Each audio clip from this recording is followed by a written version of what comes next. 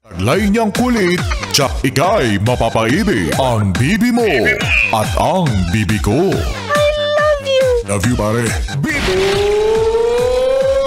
Bibo!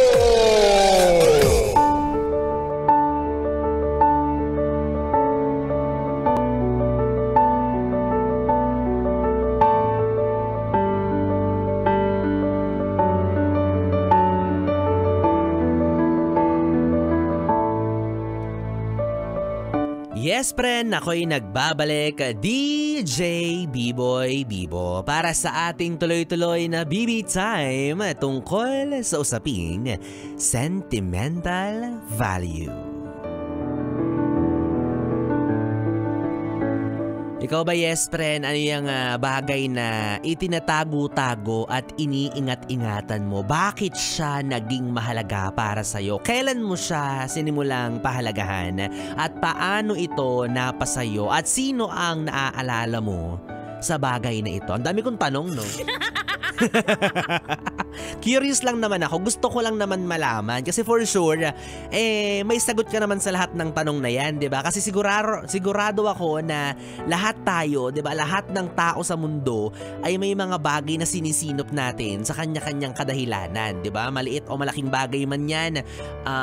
For sure, meron kang itinatabi-tabi, iniipit-ipit, di ba? Sa ilalim ng unan, sa loob ng cabinet mo, di ba? Hindi ko alam kung saan mo nilalagay.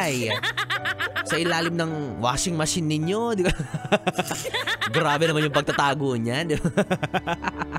At maraming klase ng bagay yan. For example, pwedeng liham mula sa mga dati mong jowa or kaibigan, litrato nung mga bata pa kayo o hindi naman kaya litrato ninyo ng taong minamahal mo na ngayon ay wala na sa piling mo. Pwede ring koleksyon mo ng lumang barya o memorabilia, unan na may mapa, o baka naman sinaunang arinola ni Lola, yon. Diba? Oo, panis yung mga non-stick pan ngayon sa arinola ng Lola mo ng sinaunang panahon. Grabe, diba? Stainless kung stainless. Hindi mangangalawa.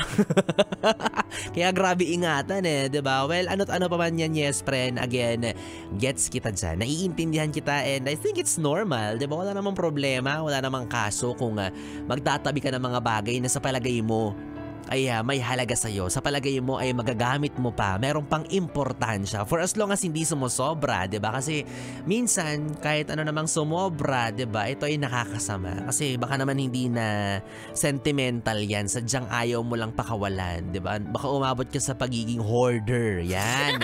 Diba? Yung nagtatabi ng mga gamit na baka naman talaga wala ng kwenta, wala nang silbi pa pero sinisinop-sinop mo pa, so ang ending nagiging basura. Pero naiintindihan ko na meron ka talaga mga bagay na sadyang pinapahalagahan for a certain purpose or a certain reasons na ikaw ang nakakaalam or hindi naman kaya yung mga tao sa paligid mo, diba? Kaya hindi rin kita masisisi at naiintindihan kita sa part na yan, diba? Nagets ko kung bakit mo siya tinatago at bakit mo siya iniingatan kasi maaaring may matindi siyang alaala.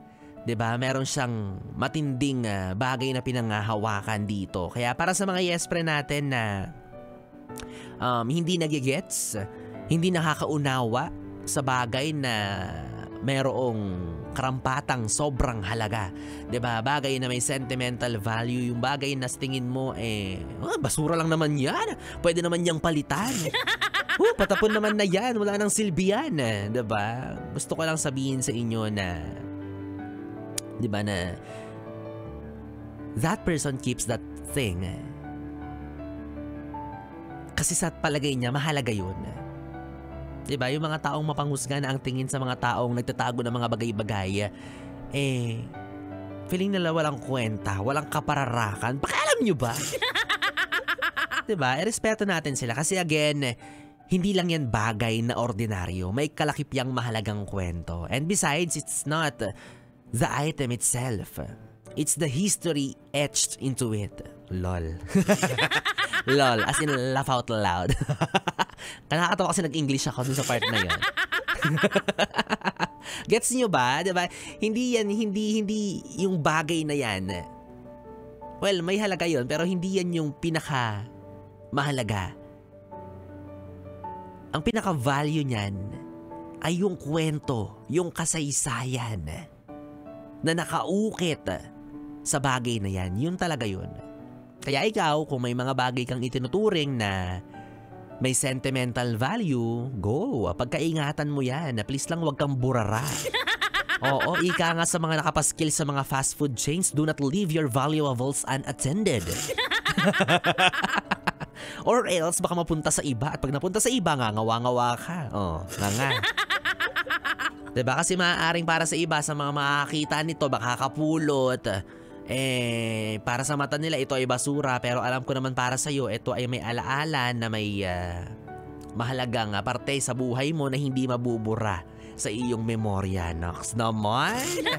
Oo, kaya ngayon gets na gets ko na, malinaw na sa akin kung bakit hindi mo ma-let go yung bikining itim ng iyong asawa. Diba? Kaya pala ayaw mong ipalaba kahit may mancha ikaw, ha? Naughty ka, ha? Sa bagay, diba, nandun pala yung malalim na istorya nakatago sa ilalim ng mancha. Di ko alam kung saan galing yung mancha na yan, pero gets kita dyan. Again, kung may sentimental value sa iyo yung bikining itim na yan, go ikip mo yan. Pero please, wag doon sa mga lugar na accessible para sa kung sino-sino kasi baka pagkamalan siyang basahan. Sayang naman. So bottom line, mga yes friend, magpatuloy tayo sa pagbuo ng magagandang kwento, magagandang istorya. Diba? Kasama yung mga bagay at mga tao na nagsilbing sisidlan ng ating masasayang alaala. Yun, diba? Yung tipong kapag nakita mo yung isang bagay na ito, maaantig yung puso mo. May biglang papasok sa kokote mo. Mananariwa sa isipan mo na minsan sa buhay mo ay may magandang nangyari sa'yo. Oh! Kaya ako, pag ako naging jowa mo tapos naghiwalay tayo, isa lang ang kahilingan ko, pagbigyan mo na ako, please. Akin na lang yung pustiso mo para maalala ko na minsan sa buhay mo, ako ang dahilan ng pagngiti mo. Ang dugyot, Kasi bibenta ko kay Boss Toyo. May value kaya yan? Baka wala. Oo, kasi di ba wala namang kwenta yung bibig mo. Charot lang. Yes, friend, 3 oras na bibitsayam ang ating pinagsamahan. Nakapiling niyo po ang DJ na mabilis bumayor. Ang dila sa mikropono. Ako po si DJ B-Boy. B-Boy, Bibo. Magkasama't magkarinigan tayong muli bukas 9 p.m. to 12 midnight para sa ating programang BB Time. Dito pa rin sa istasyong No Problem. Ang 101.1 Yes FM Solid. Good night, BB. Mwah, mwah.